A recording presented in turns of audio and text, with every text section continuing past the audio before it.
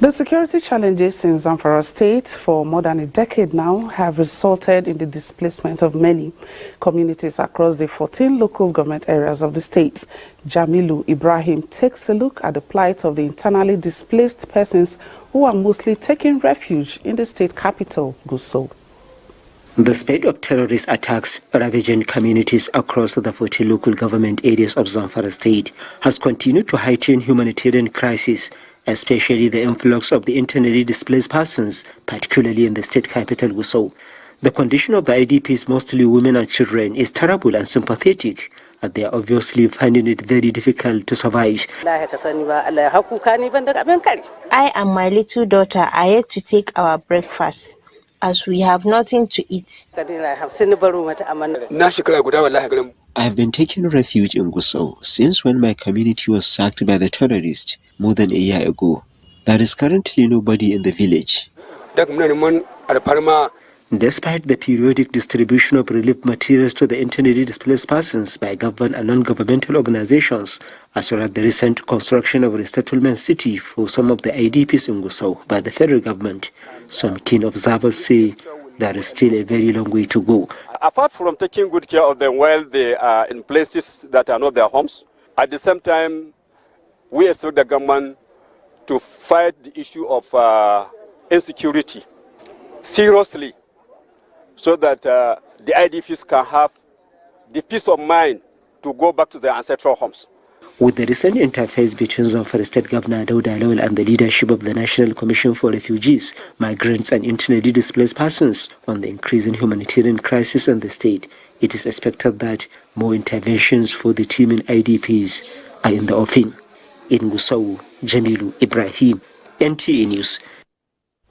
We are now done with Jamilu Ibrahim, who is still there live in Gusau to speak on the plight of IDPs in Zamfara State. Thank you, Ogochukwu. We are live in Gusau.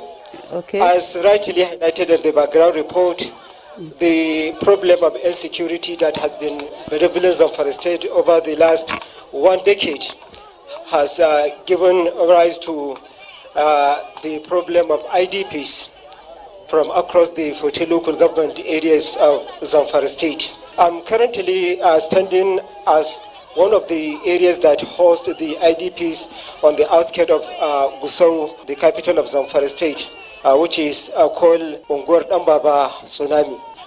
And most of these IDPs, it is important to note that they are not residing in IDP camps. Most of them are residing in the houses of their friends and relatives.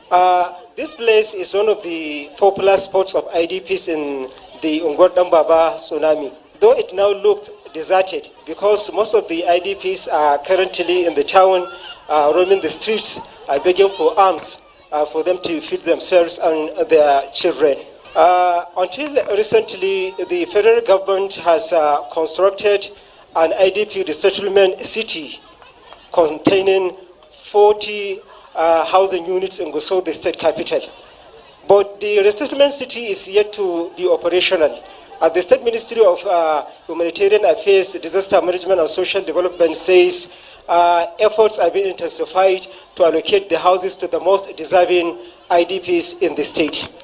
With me to speak more on this issue is the chairman of an indigenous humanitarian group in the state, Zamfara Circle Community Initiative, Dr. Aminu Safi. Doctor, you are welcome. Thank you, Malam Jamil. What is your assessment of the current situation of IDPs in Zamfara State? Well, if we are to be honest, their situation is really very dire. They have not been receiving any form of support from the state government. The previous government's policy officially is not to recognize their existence, and this government, so far, without any making any pronouncement, has carried on with that policy because nothing is being done for them. But the federal government has been forthcoming. It has been providing some sort of support through the National Emergency Management Agency and the Ministry for Humanitarian Affairs. But that is not enough. I think their situation needs to be improved. Another issue of serious concern of that of children of the IDPs in terms of their schooling and proper upbringing. How do you think this could be addressed? Well, Well, we've been saying, there are over, as per government's figure, there are over 700 IDPs, although no one can tell you the exact figure.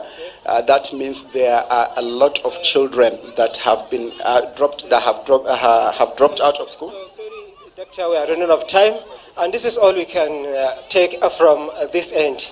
Back to Abuja for the continuation of the nationwide. Thank you.